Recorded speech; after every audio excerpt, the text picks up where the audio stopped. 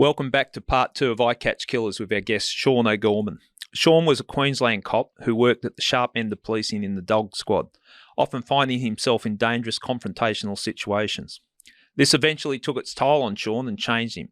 He didn't like who he was becoming and eventually questioned himself about being a cop. In part 2, we're going to talk about Shaun's spiral downwards, how he left the cops in a bad way but eventually turned his life round. Shaun, welcome back, mate. Thanks, Gary. Okay, because of what we're going to discuss, I'm just going to put this out for the listener.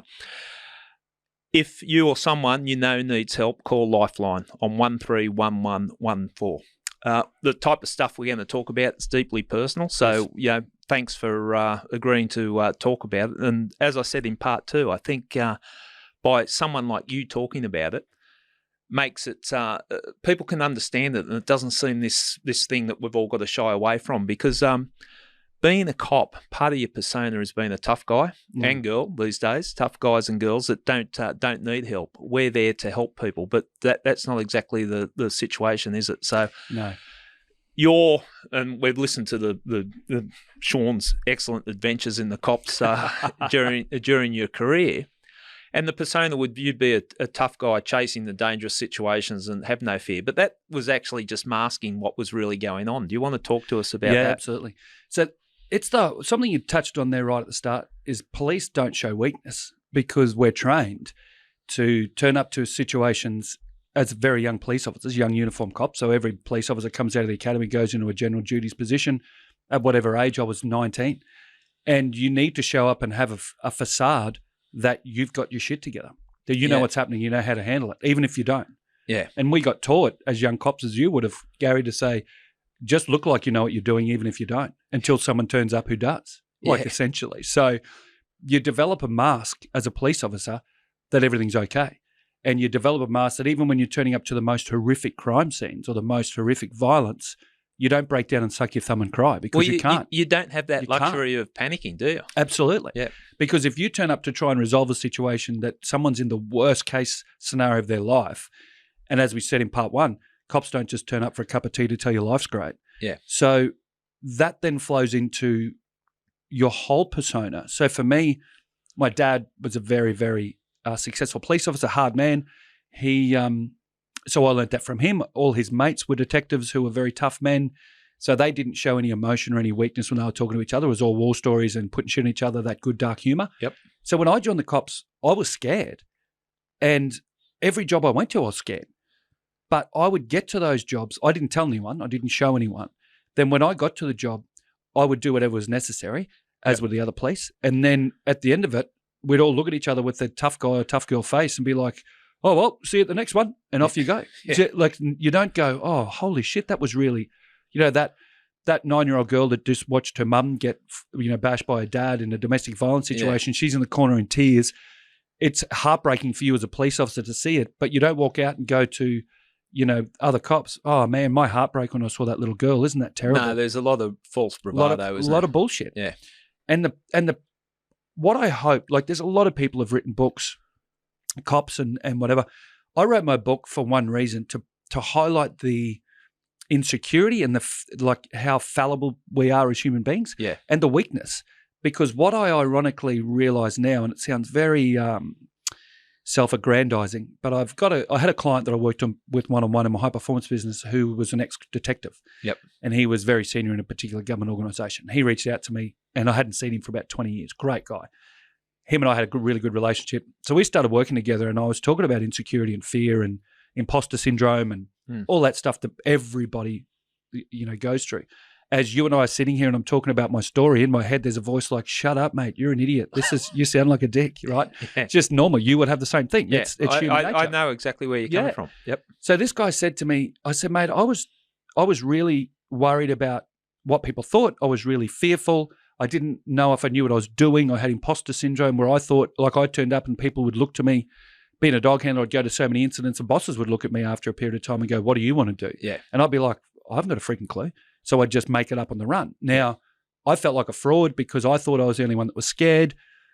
And that took a toll. And he said to me, he goes, mate, are you serious? I said, yeah. He goes, when you used to book on the radio, he said, we would look at each other and go, oh, good, Soggy's working. Now we know that someone will have our back. And I was like, are you serious? Yeah. He goes, mate, he said, people loved you. And I'm like, oh, because my experience was people thought that, I thought I was a coward because I was scared going to jobs and no other cops showed that. I still did them despite that.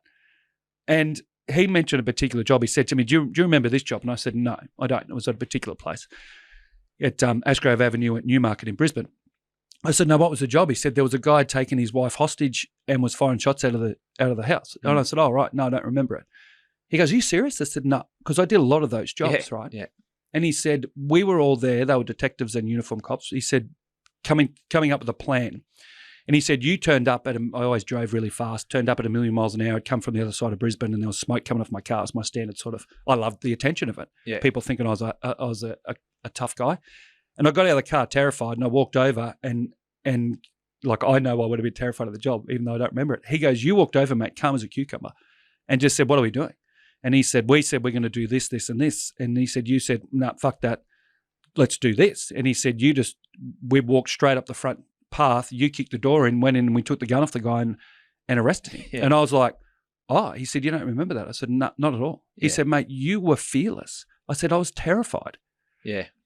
And it was that was really what got to me at one point. Like the police stuff, the organisational stress that we talked about, definitely. Yeah. But I felt like I was living these two personalities because I would turn up and pretend I was a tough guy and I was courageous. And as arrogant as this sounds, I look back now and go, I did have a fair amount of courage in my police career. Yeah. The jobs I did, so many of those sort of jobs that I'm talking about, there was hundreds of them. But I was so scared going to those jobs that I thought there was something wrong with me because no one else seemed scared. That imposter syndrome, and I hadn't thought about it so much within policing. I think about it outside of policing, what I'm doing now. I'm working in the media. I'm thinking imposter, like how am I hosting a podcast? But well, you got a good head for radio. I think that helps. Right. Keep me on. Thanks very much, Shaun. No worries, mate. Keep me on radio. But I hadn't thought about it in the cops, but there is a little bit of imposter syndrome. I'd turn up at murder scenes and people would look to you and you go, and I'm thinking, well, yeah, so I understand where you're coming from. But you almost had a fatalistic, you're part of your obsession. You thought you were going to die on the job. And especially as time went on, like PTSD wasn't a thing. No one had talked about it. It was the 1990s. Like the only time I'd heard of post-traumatic stress was to do with Vietnam veterans. And we would come across them because it was pre-Port Arthur, so there was a lot of firearms, a lot of domestics with firearms, and often were Vietnam veterans. Yeah. So people who were struggling with their service and what they had to do in combat, and then obviously would come back and the wheels would fall off. So I'd never considered it as a police officer. No one had ever spoken to me. I never knew a cop who'd been diagnosed. And I think as police officers, we think compared to what someone going into a war zone, we have no right to even be mentioned in the same category. And I think a lot of people struggle with that. Well, the psychiatrist that eventually diagnosed me, I was in his office, I was in tears. He goes, you've got really bad PTSD. And we had a stand-up toe-to-toe argument. I said, what are you fucking talking about? He said, you've got PTSD like a Vietnam veteran, was how he described it. And I took great offence at it. You'd be ashamed. I said, what are you talking about? I said, I spent half my shift doing laps of the Brisbane CBD trying to get girls' phone numbers. I said, I'm not crawling through tunnels in Vietnam trying to fight Viet Cong. And he had said to me, tell me about the last week of your police career. And I told him that, and he goes, not the last month, I said, that was the last week. Oh, right. And I was already on a go slow, I was avoiding jobs. So he goes, mate, you've done a 40-year police career in 13 years. He said, that's why you're so broken. Yeah. And it took me years to accept that what I had done justified it. Yep. And I mean many years. I didn't talk to police for years. I didn't go to police functions.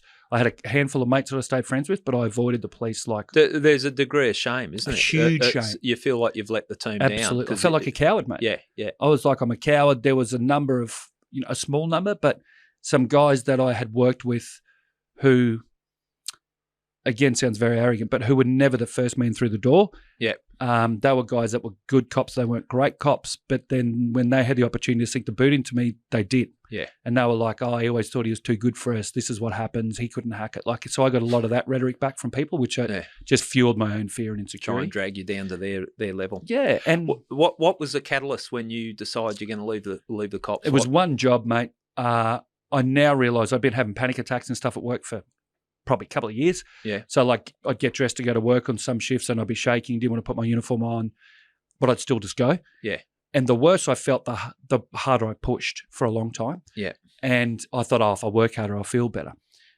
The fatalistic part, there was a dog handler shot and killed in 2000, which was 12 months before I left the police. Yep. Normie Watt in Rocky, and I knew Normie quite well. And I was like, if that happens, that's almost a good thing because all my problems will be solved. Yeah. I'll be a hero. People will think, they'll name a police boat after me. It'll be an awesome thing. Pretty fucked up way of thinking. So fucked up, right? But that's how I thought because I couldn't see a way out, and not being a police officer just wasn't an option. Yeah. I went to the last job I ever went to was I worked a 6 p.m. to 2 a.m. shift at Logan, like Mount Druitt or Broadmeadows. So tough area. And I was just about finishing work and I'd been to the jobs I had to. So when I was in my prime, I guess, I would go to domestics. Like I'd do 300 or 400 kilometres a shift just around Brisbane. Just to get to the jobs. Just to go to the jobs. And not if there was no dog jobs, I'd be at domestics, fights, anything to back up uniform police. And I stopped doing that. I would only go to dog jobs. And I got called, I was heading home and they called an any unit job to go code 1, which is code 2's lights and sirens, code 1's like drive like an absolute lunatic. I'd only heard 2 of those in my career. Yeah. To go to a job where a bikie had stabbed another one 14 times on this rural property. I heard the job and just kept driving home, ignored it. And you go from the bloke who would go to work on his days off to go to that shooting. Trying to avoid it. I'm trying to avoid it. I'm terrified. Yeah. They call me by call sign and say, go to this job code to like lights and sirens. Yeah. I'm like, I said, can you get the Gold Coast Dog Squad there closer? I'll get overtime. Again, I never put forms in. They said, no, you go overtime authorised. I go to the job. Very long story short. I get the dog out and we track and find this guy in a caravan. So there was 4 other police. He comes to the door of the caravan. I've got no vest. My Glock's in a drop holster. Yeah. I've got Duke. And he comes to the door of the caravan. He's covered in blood and he's got a machete in one hand and a carving knife in the other. Yeah. And I'm maybe 15 metres from him or something.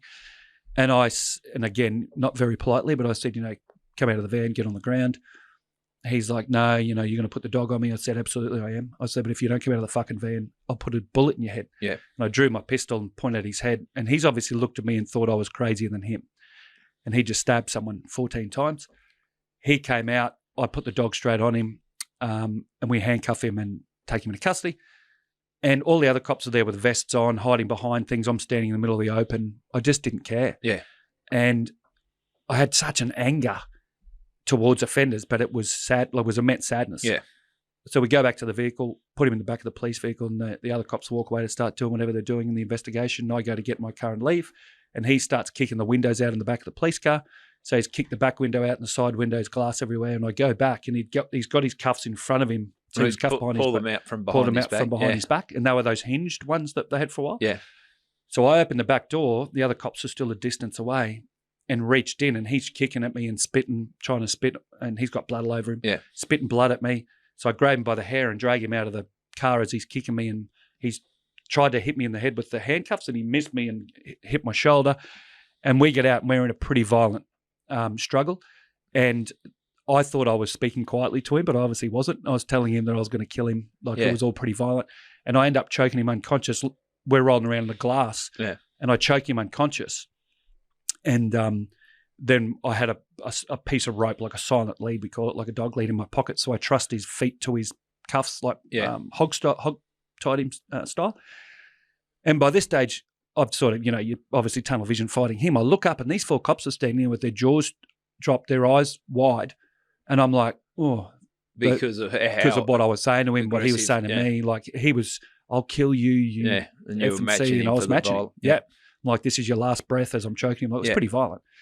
And because again, if I don't control this guy, who's going to? So then I get in the car, leave, and I took a young policewoman trainee with me. Yeah. Because their car was now a crime scene. So I had to go and get a van. So as we're driving back 20 minutes back to the police station, we drive down this very long driveway. It was like a rural property, like a farm. And I look at her and she's looking out the window and she's got a tear running down her face and she's white. And I said, are you okay? And she looks at me and goes, I thought you were going to kill him. And I said, well, I was. I said, me or him, it's him. And she looked back out the window and wouldn't even talk to me. And I had all sorts of judgments. I'm like, she'll never make it. You're too weak, whatever. Yeah. The reality was, I realized later, she was more scared of me than him because of the level of violence she'd seen And it wasn't my actions. He didn't go to hospital. Yeah. It was that violence of action, not my injury. No injuries for him. But I was so willing to escalate to that level. You're looking for it. Absolutely. Yeah. So I drove home, dropped her at the police station. I drove home, went to bed, woke up, an hour later, shaking and crying and having a nervous breakdown now, I realise. I went outside into the kitchen, had a glass of water. My partner at the time, who is my ex-wife now, she didn't know, like I didn't tell anyone, went back to bed, woke up in the morning and I was really, feeling pretty bad. So I rang up and went sick because a heap of my mates from the dog squad and CERT were going to the races, drinking, horse races. So I went to the doctor and the doctor said to me, oh, mate, I think you've got glandular fever.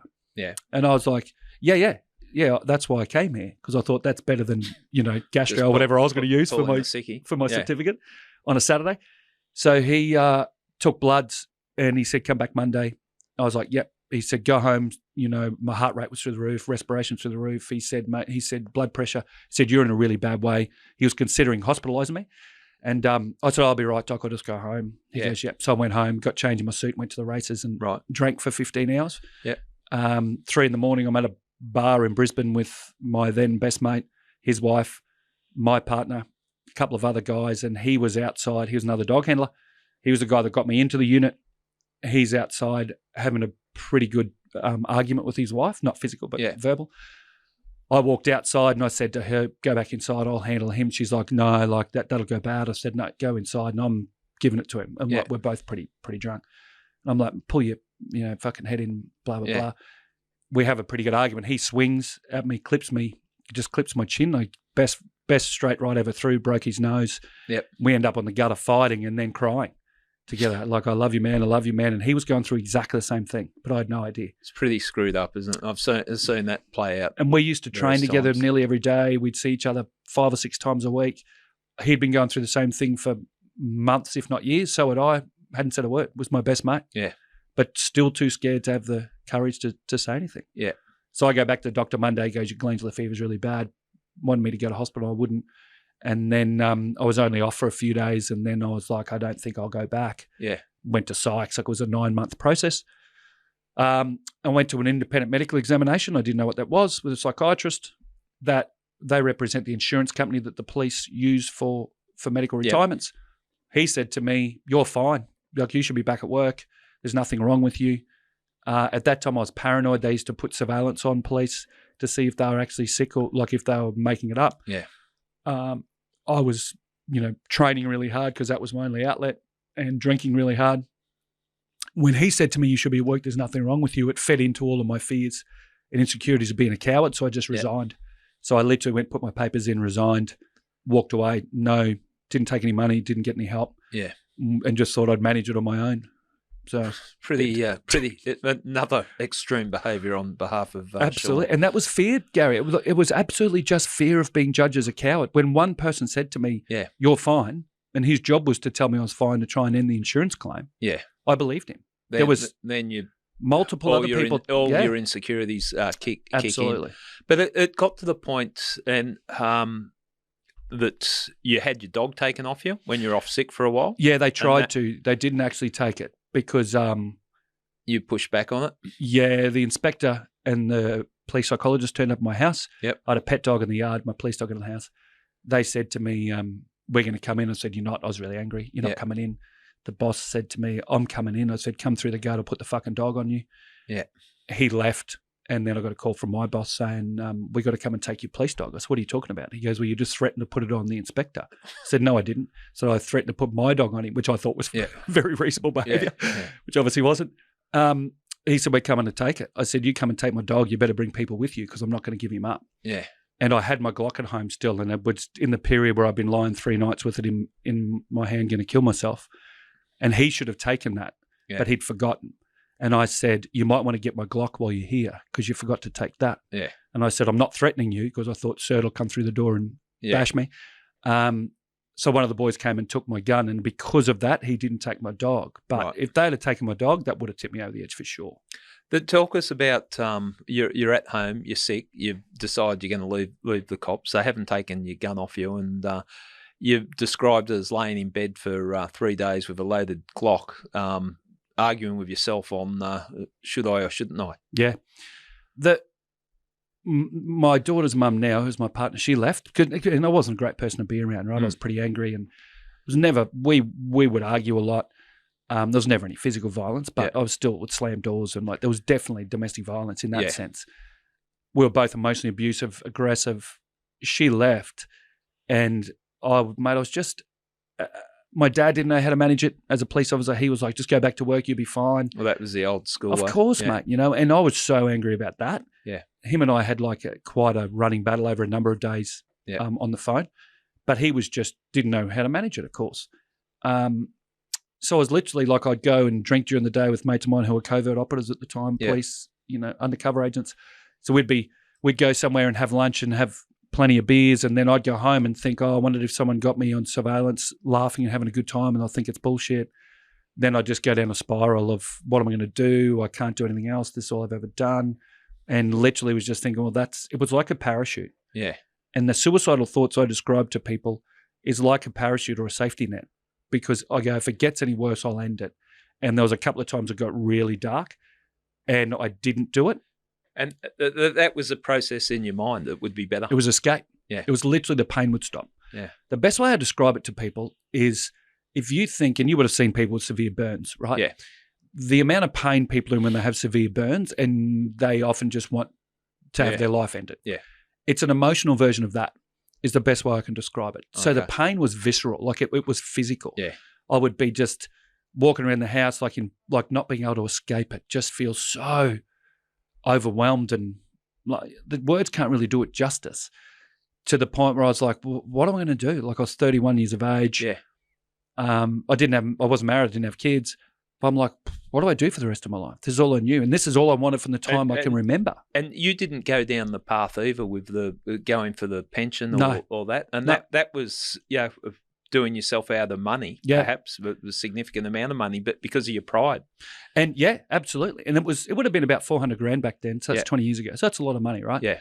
I could have bought a house outright, no mortgage. Well, we had a house, but we could have paid the mortgage off and had money in the bank. Yeah. It was fear of being judged. Pride's a nice way to put it. Yeah. I go, a pig with lipstick on it's still a pig. Yeah. The pride was just pure fear and insecurity. Yeah. It was pure terror of being judged as a coward. And judged, and there's a lot of the talk in the police that he's just taken the pension, or absolutely that's all. He's not fair income. He's just taken the pension. And so, in a lot of ways, that probably I'm happy now that I've ever been in my life. My life's amazing. If I had taken that money, I may well have gone down the road that a lot of other police and military veterans go down, where you just end up in mediocrity, misery, because there wouldn't have been a drive to change it.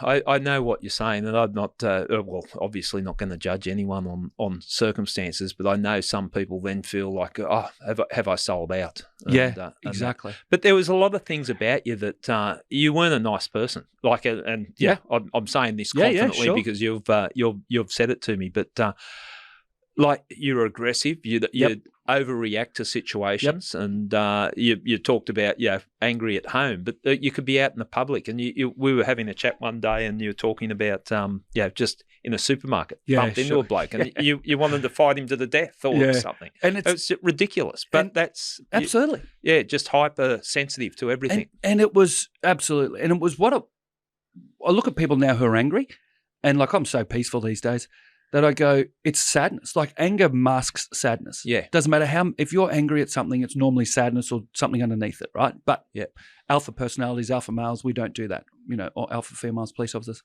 The guy in the supermarket was literally, I walked in there, my partner and I had an argument about me not going and doing grocery shopping. And I said, why would I? Full of people, I hate people.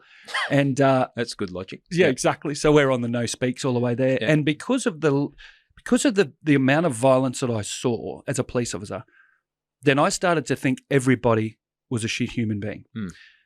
Because you only see the 1% of people who are, but they're the 100% of the people you interact with. So it becomes your normal. And I think you find comfort in the conflict and the chaos. Absolutely. I know. I did. I would walk down through the city, and if 10 people have annoyed me from point A to point B. I had enough now to check myself and think, maybe it's not the whole world is misbehaving. Maybe you're the one that's out of step. But that's that sort of intensity that you work in the police environment. And you've got to check yourself. You do. And the problem was for me, mate, because I was on my own for so much of it. So you don't have anyone else sort of calling you, like saying, hey, mate, are you good? And I'd grow up, my dad's a very similar personality. So I was like, good cops just go hard. Yeah. I remember driving down a particular street in Brisbane one day and saw a father with his daughters, probably 3. And I remember thinking, I wonder if he's abusing her. And it wasn't that. The way I thought wasn't that clean. Yeah. And looking back, I went, wow. It's a distorted view of society, isn't it? You know, if I see it now, I'm like, oh, that's beautiful, that dad with his daughter. Back then I was like, I wonder if he's abusing her. Yeah. Because that's how I just looked at life. And the problem at that stage, and I think still is, nobody told me any of this. Yeah. I didn't have a freaking clue this was even a possibility as a police officer. Yeah. So, yeah, I was a pretty angry guy. You have got to check yourself. And it wasn't through good management. It was just the way my world fell. I didn't socialise too much with police, and I think that was a good thing. Absolutely. And I know I've gone through periods of time where I'm socialising very heavily with police, and you never step away from it. You're looking at everything through a cop's point of view. The best thing for my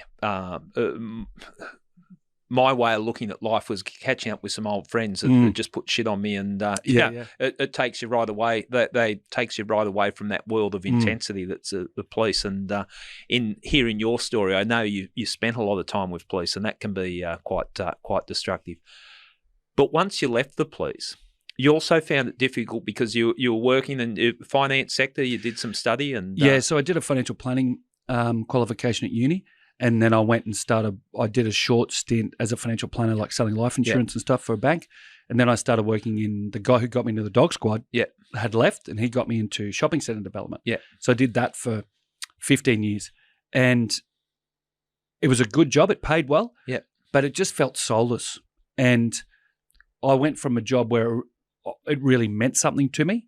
Yeah. Where it's just about money. And I was negotiating contracts with people who were opening shops and shopping centres and things, and often the morals of the people I worked for were just get as much money as you can out of them, and if they'll pay it, so be it. But I'm looking at mums and dads who've got no idea what they're doing, and I'm saying to them, don't pay that much, you should pay this much. So I put myself in a situation of conflict because most of the people who did what I did would just Take the money. Take the money, where I would go to the people, you can only pay this much money because that's how much you need to turn over to do your thing. And I had experience with it. And then I'd go back to my bosses and go, they're only going to pay this much. So I'd negotiate for them, but not tell my bosses. So it was, again, this whole. But it's hard to find the reward that you get from being a policeman or policewoman outside of the cops, isn't it? Because you felt like you're doing the work of the angels, and even when you're a clusterfuck in everything else in your life, you feel like you're still a good person because you're doing good work. Yeah, and I think a lot of police have that, and then you do other jobs, and it just doesn't have that feel that you had being part of the police. And it sounds really challenging to understand if you've never been in that environment, but you'll get this. For me to go into be a normal person in normal life was really challenging because I'd been a special person in what I did, like me as a dog handler, you as a homicide detective. As arrogant as it might sound, I was doing shit that 99.9% of people just couldn't do. Yeah. Or And be honest, it feeds your ego, doesn't it? Of course it does. Like absolutely. That's your persona. And I know when I left the cops, well, I didn't have to explain myself. What do you do? I'm a cop. And that was, everyone sort of locked in on that. Then that's taken away from you, and you virtually got to reinvent yourself, haven't you? And isn't it funny because you go, that's not just what you did, it's who you are. Yes. That's who I was. Yeah. And even now, 20 years post my police career, that's still the stuff that a lot of people ask me about. If I'm doing keynotes for corporates, or they'll go, they're your police stories. And I probably use, 5% of the stuff I do, I'll use police examples.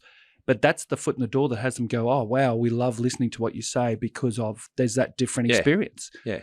Then to go back in the normal world where I was, in one period of time I was kicking doors down. Salesman of the month.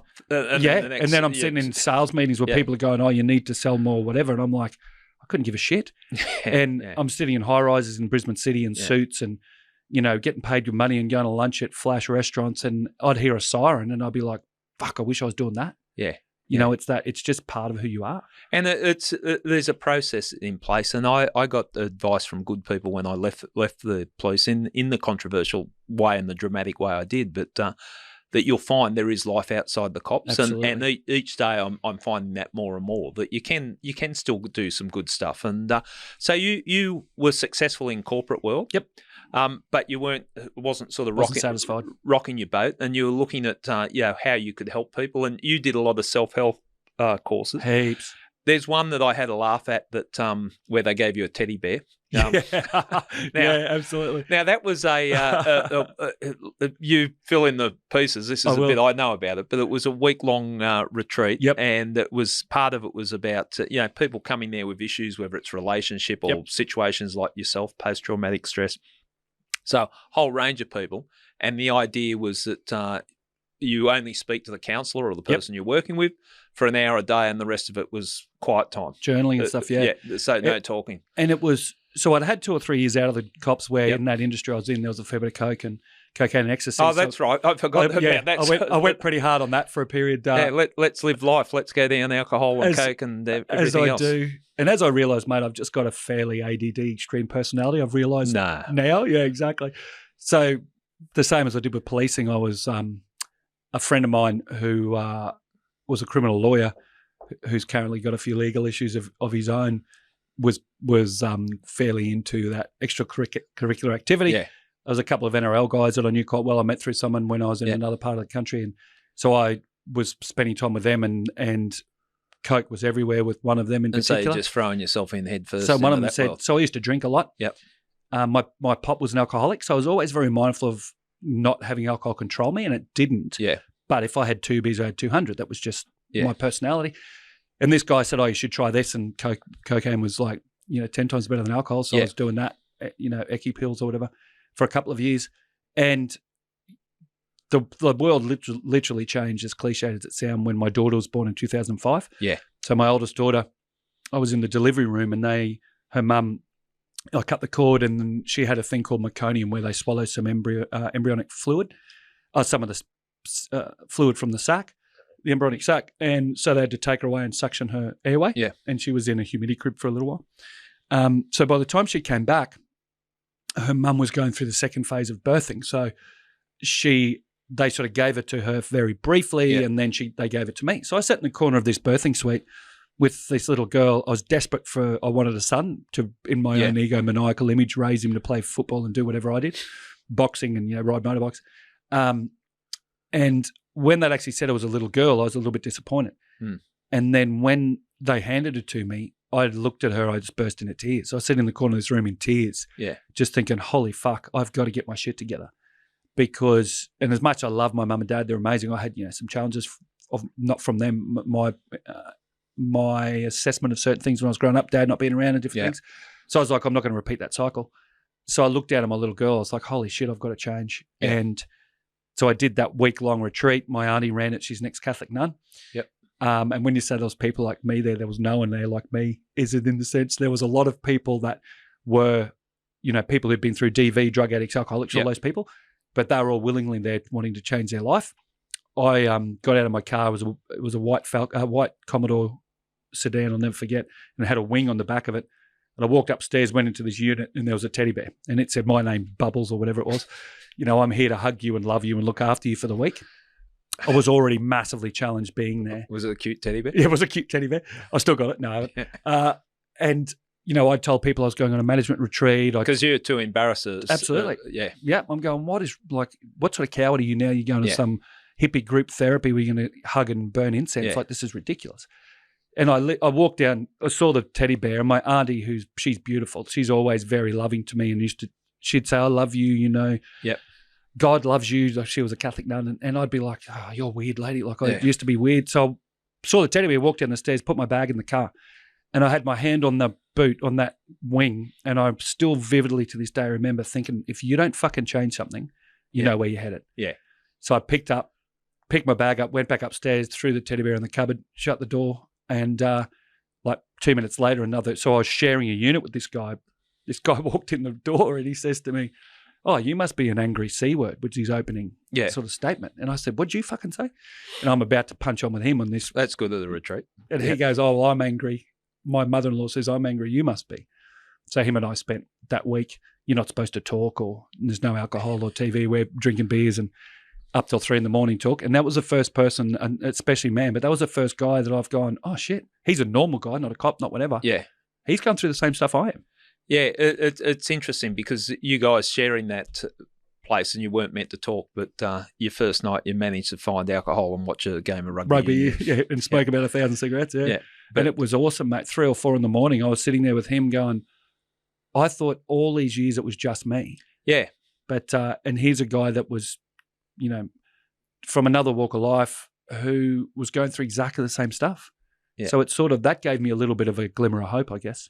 And it's something just doing that, and I don't know the full details of what went on at that retreat, but just working on yourself is something absolutely. That, coming from the cops, it's not something you really considered. No. I don't need work done on myself. I'm a cop. It's, and it's that thing that probably gets a lot of us into trouble. It's that robotic attitude. Yeah. And there was every day you would go and journal all day, like you'd just sit and contemplate your life, journal about stuff, so you weren't, no phones, no anything, so you weren't distracted. Then you'd read back what you'd written to a person the next day. And my auntie was the person I spoke to.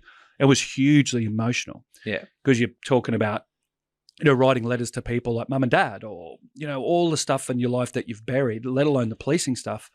As I'm writing it out, there's just a sense of relief and release, because you're not carrying all this shit. See, I think, and I'm not an expert by any means, but I think that's talking to people outside that world that you knew. Like I did, and it wasn't, I didn't think I needed it, but it was just turned out it was good timing. I did a yoga meditation retreat over in Nepal. Yeah. And you're having conversations with people that they don't give a fuck who you are or what you do, but why are you here? What are you looking for? That type of stuff. And you come back and I didn't realise how relaxed I was at that time. I didn't drink alcohol on the first day. I think it was the last night we found alcohol, and I got into trouble. The yoga class was cancelled the next morning, but that's another story. But doing those things, just looking at things away from the bubble of police work, or whether it's military or any first responders. And I'm sure there's other worlds, like professional footballers. Absolutely. They're in a bubble. So different things, and it's good to step out of that environment. And mate, it's really good. Like I'm obsessed with personal development now, the same way I was obsessed with the police. Yeah. Where I listen to books all the time and autobiographies, or podcasts and all sorts of things. Because to me now, I go, the more information I get, the happier I can be. And there's something that I think very simply that I've learned is that most people don't know who they are. Yep. And they also don't know what their purpose is. And it's a very simple thing, but it's super challenging. And I do an exercise with people, I was at the army a couple of days ago, like I spoke about 40 soldiers in a room, and I said, pick 3 adjectives that describe who you want people to talk about you as when you die. So when you're 100 years of age and you die, what are the 3 adjectives? That's interesting. And people will say loving or connected or whatever, and then I bring it back to be as emotional as I can, and whether it's loving, courageous, and connected. Yeah. And I say then put the words IMA and leader at the end of it. Yeah. Because if you're a loving, caring, connected leader in your life, and you know what your purpose is, and for mine's to help people and make a difference, then I go, every decision's easy to make. Yeah. Because then you go, am I meeting that identity of who I am? And am I meeting that purpose of who I am? So for me to go out and smash myself in an 8-ball of Coke in a strip club now doesn't meet those. Yeah. So it's very easy to keep yourself on track. Where I think most people these days, depression and anxiety is the biggest impact on humanity. It's not starvation, it's not obesity, it's depression and anxiety. So we're so stressed because most people don't know who they are, and we're looking for things to keep us happy, watches and cars and handbags or whatever other bullshit, because people don't do the work to actually know who they are and what makes them happy. Yeah. I think it's really simple. Have you, that aggression that you obviously had, and like talking, your police career and that, you were looking for confrontation and probably starting confrontation if you're honest with yourself. I can honestly say I never threw the first punch. Yeah, but I certainly was willing to absolutely create it. Created the environment. But definitely. Do you feel that, or is that's you've got rid of that? Totally gone. Yeah. What I say to people now is the evil guy still lives here. Yeah. But I've got him I've got him under control. He's not driving the bus anymore. So from the perspective of, and you will be the same personality, like if I'm sitting in a cafe and it's never happened, and there's part of me wishes it would, if I'm sitting in a cafe and a guy stands up and, abuses or hits his partner, or, someone tries to rob the place, then I'd be like, awesome. Yeah. Because then and I wouldn't go into that aggressively now. Yeah. Like I'd be like, mate, what are you doing? Because I've got the confidence in myself now to go, I'm a reasonably competent guy if I have to fight. I've got a fair amount of aggression. I've been through a lot of violence. If I had to fight, I can, but I don't need to now. Yeah. Because I have this level of just self-worth, just confident. Like I don't have to prove myself now. I was going to say prove yourself, and I think that's where a lot of people get into fights. It's that escalating violence because you have a go at me, and it pushes back, and then we end up punching on. So if you can take that ego away, it makes it's like road rage, right? I say to people all the time, do you think? Like I say to groups of people, who thinks drivers have got worse in the last 10 years? And everyone puts their hands up. I go, no, you're just angrier. Because we get such an affront if someone takes the 2 meters of car length from our journey if they cut in front of us. And I used to be that guy. Now I'm just like, they must be in a hurry. Like, it just doesn't bother me. I get bagged about my driving because people claim I'm a slow driver. But this is my rationale, that I had so much stress and confrontation in my life outside of driving. When I drive the car, I don't care. I'm just going to go with the flow because I just did not have the energy. It's not that important. No, when it's all said and done, it's not that important. Looking back at your police career, what's your memories of your police career now? Like what's your thought? Answer that first. Really positive. Yeah. So what time has given me, and it's 20 years, is I've let all the bullshit go. So the boss is not doing what I thought they should, and complaints, and I crashed heaps of police cars and I got in trouble for all that stuff.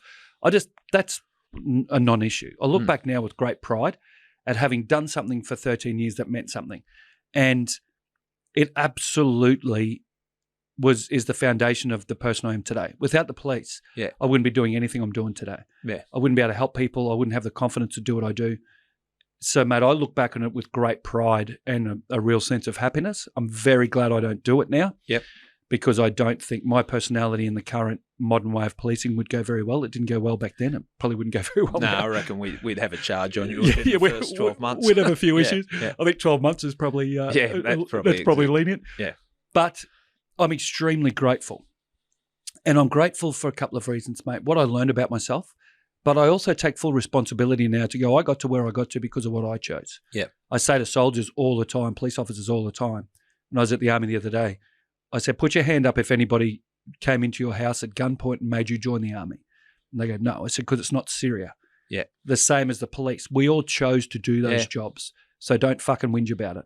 If you made a choice to join the police and it went bad, I get it, but that was a probable consequence of you going into it. I really like that, Shaun, because that's something that I've always said where people complain about the cops. We're not conscripts. No. Yeah, so you've got a choice. And before I joined the cops, I worked in the building trade, and you spend a couple of days on the jackhammer and then tell me you were doing it tough in the cops. I couldn't agree more, mate. Absolutely. Yeah, I think that gives perspective. And so you joined very early, and I think there's some merit in you probably would have been better served having a few years before you go into the cops. Definitely. And, so you get a perspective of what it's about. There was another part in your book, and I felt for you because it's difficult in the situation that your old man, you had left the police. Yep. But your old man was still in the police. Yes. And he was retiring. And as is the tradition in policing, there's usually a big retirement function with speeches and everyone's there and the person, regardless of his career, is talked like they're a legend. Yeah. It sounds like your old man probably was a legend, so it's even worse. You had to go along, and it's something that you really struggled about. And I felt for you because I understand what you've gone through, and I understand the police culture and the turn up there. Do you want to talk about that? Yeah, mate. There was two. He was in one of the bosses in Cairns, and he left there. They had a function for him there for something, and I flew up to when I was on sick leave, and I was so challenged. And then when he retired, I think 2 years or 3 years maybe after I'd left, maybe 2 years, and I'd had nothing to do with police. If I was in a shopping centre and I saw cops, I knew I'd walk the other way or whatever. Nothing, because I thought they all thought I was a coward. I seriously contemplated not going to it at all. Like I was super challenged by it. But I went. I hated it. I drank pretty heavily. And I was never somebody who got drunk and fell over. Yeah. But I drank enough to give me some courage to be there. Yep. And it was just so awkward because there were so many cops there. Oh, mate, you know, why'd you leave? Because I didn't tell anyone I had PTSD. I just said, oh, the job's fucked and it's not fair and, you know, I've had enough. Yeah. So it was, again, just feeling like an absolute imposter in this environment where, you know, people are talking about my old man. And I felt like such a failure when he'd done 42 years and there was, you know, the place that they had the send-off couldn't fit the people in. Like he certainly was a living legend in the Queensland Police. And here I was going, mate, you couldn't even cop it for 13 years. He's done 42. Like, you're a fucking coward. Yeah. That was really challenging. And it, in hindsight, like he's been diagnosed with PTSD post his career. Yeah. Had some real, you know, he's had some challenges in his life because of the police. But yeah, I felt so worthless, but only off my own bat. No one said anything. It's not like anyone said you're a coward. Yeah. It was all in my own head. And invariably, every cop I talk to now, and obviously it's easy to say everyone I talk to because people who don't like me probably won't talk to me, but everybody I talk to now goes, oh, mate, you're a legend in the cops. It was so good to work with you. You're amazing. Yet back then, I thought everybody thought I was a coward. Yeah. And it was amazing how my own insecurity just drove me into the hole. Yeah, and it's good now that you can reflect back and own that it is your own insecurity. If you had the chance over again, would you join the cops? Oh, yeah. Yep. So absolutely. Yeah. Would you recommend it for people? That's a challenging one. Yeah. And I tell you why. I say to people, if I went back, I would definitely join the cops again. Yep. If I knew I was going to leave after 13 years, I would have done more. I would have gone harder, which, you know, is debatable whether that's possible because I loved it. These days, mate, I had a young 24-year-old cop reach out to me recently who said he'd read my book and listened to my podcast, and he said, can I have a coffee with you? I said, yep. And his uncles are in the job. And and I don't know them well. And he sort of said, well, I think we're similar personalities. He sits down across from me. He looks like me. He's like he's a bit of a ranger, you know, and do you think that played a part? Yeah, I think it's a good Irish Catholic. Yeah, I think there's a bit of it. My sister is a full flaming ginger. She gets filthy when I claim to be a redhead these days. She said I only do it when it's cool now. But I was sitting with him and he said, what's your advice for me? So he's 24. Yeah. Exactly what I was like. Been in the police 6 months. He's already, you know, this person doesn't do this and they're soft and blah, blah. And I said, buddy, he's got a law degree. Yeah. And I said, you need do 10 years. I said, treat policing like your sport. Yeah. I said, like an NRL career or, you know, an NBA career. Go in there for 10 years and have a ball. Yep. Go hard, do the best things you can, but set yourself up with a plan to leave at mid-30s. Yeah. And then when you get to mid-30s, if you still love it, give yourself another 5 years. And if you still love it, but always have an escape plan. Because I think that's the biggest trap for cops is these days my personal opinion is the cost. Someone said to me when I was leaving, a good mate of mine, he said, if you can explain to me in one sentence why you should go, I'll agree. And I said, the cost of doing policing to me personally is too high for the benefit that I can give people now. Okay. So it was costing me more than I was able to do. I think these days it's worse. If my daughter said, I want to be a cop, I'd talk her out of it. Yeah. She wants to be a nurse, which I go, I think that's great. Yeah. That will have its own challenges. If it was a young guy or girl these days who's 17 or 18 and goes, I want to be a cop, I'd go to the military for a year first, do a gap year in the army. Yeah. Because you will get pushed, you'll get to find out who you are. I don't think policing is about locking up crooks anymore. I think it's about public perceptions. Police officers I talk to, you know, they can't pursue people. There's a whole lot of things with no point getting into on your podcast. But if you're a police officer of my attitude or yours, if you're a young person who goes, oh, I think I'm like Gary and Shaun, you're probably going to head down a road of a fair bit of self-destruction in the police, I would think. Yeah, you're going to be butting heads. Absolutely. I'm hoping, and again, as you said, we won't get into the whys and knots of what policing is these days, but yeah, I think that I hope the pendulum will swing back because, police are public servants. What are we there to do? We're there to serve the public. We're not there to build corporations or run this local area command to the profit or, just serve the public. Let's get back to what the core of policing. Lock up crooks. Yeah. And I think, mate, that's and service the community in whatever way that community wants to be serviced, and that should be the judge. Mate, I would go to coffee shops or whatever when I was in the dog squad, and kids would come up, and I'd get the dog out so I could pat them and chat to them. And a young bloke I know now who's actually on stress leave from the police, similar reason, similar age that I was, similar time in the job, was the same guy. Like, I've been having a coffee with him when he's been in uniform, and there's kids come past and, g'day guys. He talks to them. He's so engaged, but he's heartbroken. And I think a lot of cops get heartbroken because they get to the point of realising they can't make the difference they want to. They wanted to, I think going into the job these days, if you're a 19-year-old guy in 2022 or 20-year-old girl, and you're like, you know what it is, you understand that what we're talking about you're probably not going to do. I think it's still a career where you can make a real difference. But you need to be realistic to go, it's probably not going to be as in the way you want to. There'll be little victories, but there'll be a lot of bullshit. Yeah. That's right. So what are you doing with yourself now? Talk us through what you're... The Strong Life Project's my business. Describe that to us. Yeah, so the Strong Life Project, Strong stands for living with strength, tenacity, resilience, optimism, nurturing, and generosity. Those 6 attributes. To me, I go, if you can live with those 6 things, then you'll be happy. You'll have a really good life. What I do now is majority of the time I do a lot of one-on-one high-performance coaching for business owners, CEOs, executives. I still do a fair bit of stuff in policing, but a lot in military. And I do those 2. I make more money in the corporate world, of course. I do the police and military stuff because it's about giving back and about having that impact. But I still spend a lot of time helping people for nothing, which is just, people I meet who might be challenged, or especially kids, teenagers. I spend a fair bit of time. So, mate, really what I do now is 52 years of experience of having fucked up quite a few things. I know how not to do it. Along with 17 or 20 years of education, of courses and books and working with professionals. I've got a pretty good basis for and a good talent in being able to read people and help them.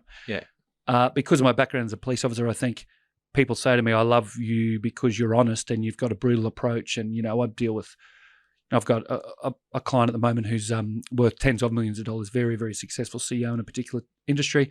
And him and I will sit down and have some very robust discussions where for me to call him, give him expletive ridden conversation isn't unusual because no one else in his world is going to tell him. He said to me recently, he said, it's my employees. I said, I'm not your fucking employee. And he looked at me and he goes, and he has hundreds of people work for him. And he goes, no, that's not what I meant. I said, if anyone's sucking anyone, I'll suck you. And he's like, and I love that because you're going in to help people now, Gary, that I want to work with people. And, if it's mum and dad, I've got a couple of clients of mums and dads that run their own building businesses. It doesn't have to be high-flying CEOs or executives, but people that I can go in and help them. One area of their life's normally really good, and it's often financial or whatever, but the other parts aren't. And to me, it's about having that well-rounded, where you're healthy and fit, confident, you've got good financial income, good relationships, you know how to deal with people in challenging circumstances. Like if you can get that all together, then life's pretty easy. What I think now is I look and go, my belief is 99% of people live a mediocre life at best, miserable at worst. If you think of how many people do you know who are really happy in all areas of their life, really confident, great relationships, everything. And I'm extremely happy, like I never thought I would be. Okay, that's probably 1%, maybe 5% tops, but I don't even think it's that many. Then what I do now is actually help people to do that and find that sort of find the way for them to find their own answers. I think it's in your nature, and I say that from a very personal point of view because I know when we came into contact was just after I left the cops, and you made a point, and it meant a lot to me reaching out and just seeing how I'm going for no reason other than just genuinely checking on how I was going. I remember having a pretty good conversation with you at a coffee shop, and that impressed me. I was feeling pretty down at that time. So, I appreciate that. But, thanks, mate. It looks like, so for all your pain, you've learnt some stuff. I think it's been an amazing story, and the way that you tell it, and the openness and honesty about why you went down these paths, and that I think it does help a lot of people. So, thanks, mate. To me, it's a very simple message. And I got 52 now. Like I intend to live to 110. I've decided, so that's I'm not even halfway, enough. right? And most people say to me, "Why would you want?" Like, I'll be happy to be dead at 80. And I say, "Well, if I was you, I would be too, because you're miserable, right?" So if your life sucks, of course, you don't. You'd be happy to be dead at 80. But I go, just because, like at 52, I'm only probably halfway through my life. Well, I reckon with life, I see friends that sort of reflect on they were the best times of my life back then and that. I'm always thinking, and maybe it's wishful thinking, but what keeps me going, my best days are ahead of me. Me too. I'm looking for something else, and I think that absolutely that keeps you going. And what it does, mate, is that, and for your listeners, it's really to leave them with a simple message, because all the police stories and stuff is fun, but it's to go, if your life isn't what you want it to be, do something. Yeah. And I've got podcasts, I wrote my book. There's thousands of podcasts out there, people to help you. Like, you can find people anywhere. But just do something. Don't whinge about it. Yeah. If you're overweight, get off your ass and stop eating donuts and walk around the block. Like, it's simple stuff. Yeah.